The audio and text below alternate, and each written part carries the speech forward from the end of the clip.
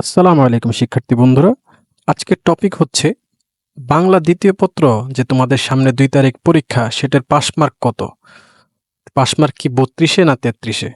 তো শিক্ষার্থী বন্ধুরা, তোমরা সবাই জানো যে বাংলা দ্বিতীয় পত্র পরীক্ষাটিতে কোনো এমসিকিউ নেই, খালি সিকিউ পরীক্ষা। সেক্ষেত্রে বাংলা দ্বিতীয় পত্র পরীক্ষাটি ৩৩-এ পাস।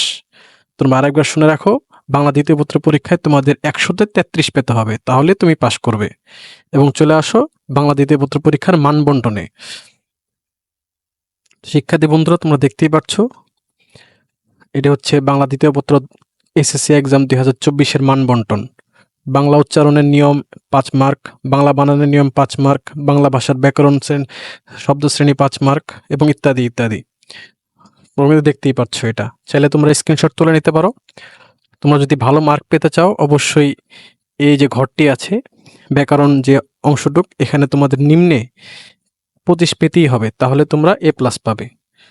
তো আজকের ভিডিওটা এই পর্যন্তই। সকলে ভালো থাকো। দোয়া করি আল্লাহর কাছে যাতে তোমাদের পরীক্ষা ভালো হয়। আসসালামু আলাইকুম।